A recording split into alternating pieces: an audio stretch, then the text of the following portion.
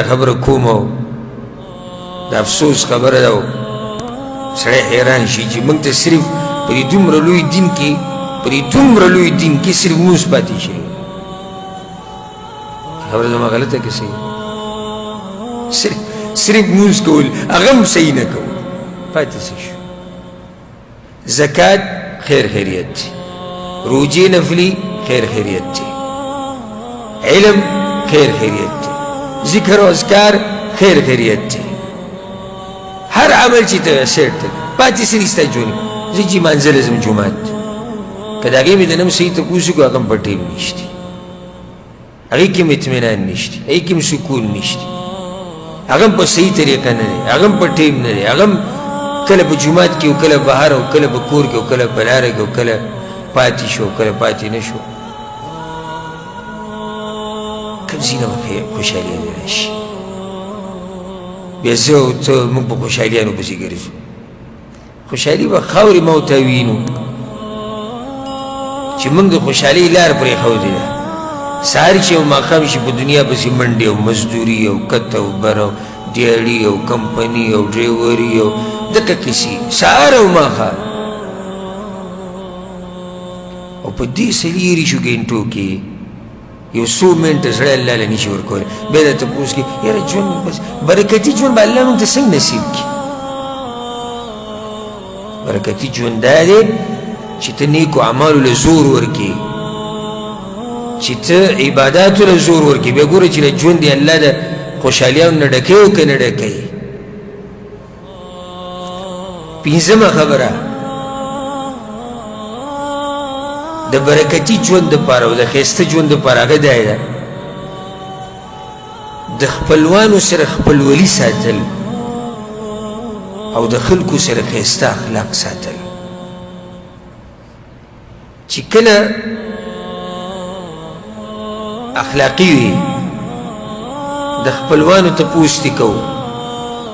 ملګرتیا دې کوله خلکو سره د خلکو سره دې منډې والي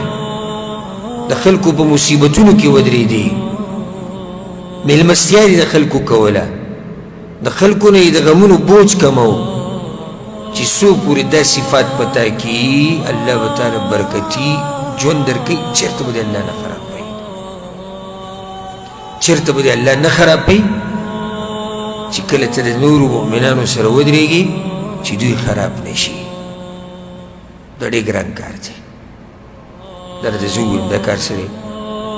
ګران کار دی هسې په خوله باندې وویل اسان دي د خلکو سره ښایسته اخلاق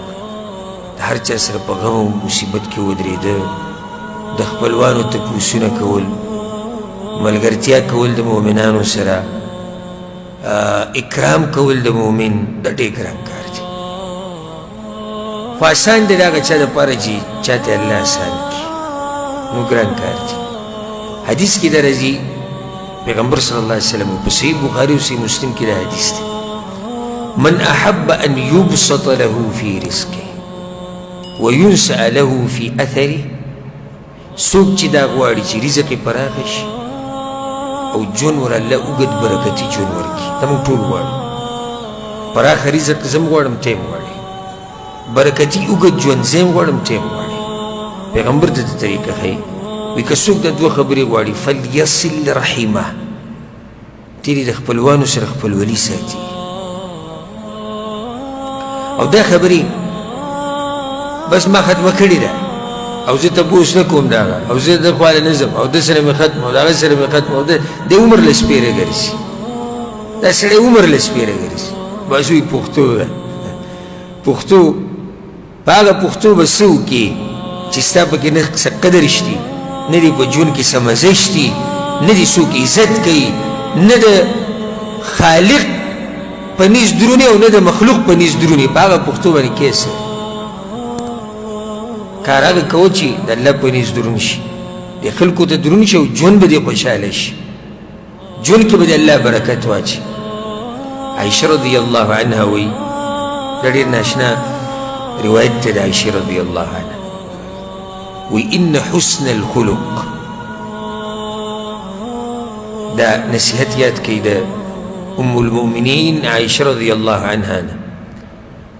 وی ښایسته اخلاق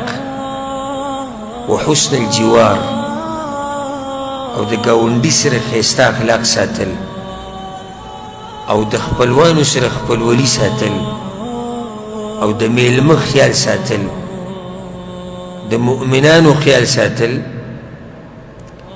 چا کې چې وي دا کارونه یي نو د ده دنیا الله ښایسته کي او ژوند ور الله اوږد ورکوي او دا د تجربې خبره ده ما خو لیدلې ده تاسو هم لیدلي چې کم سړی د خلکو سره په غمونو په مصیبتونو کې ودرېږي چې کم سړی د خلکو سره منډې ډېرې وهي او د هر چا تپوس کوي او هر چا سره ښکلي اخلاق ساتي رب العالمین ورله ډېر د برکاتو او د خوشحالو ژوند ورکوي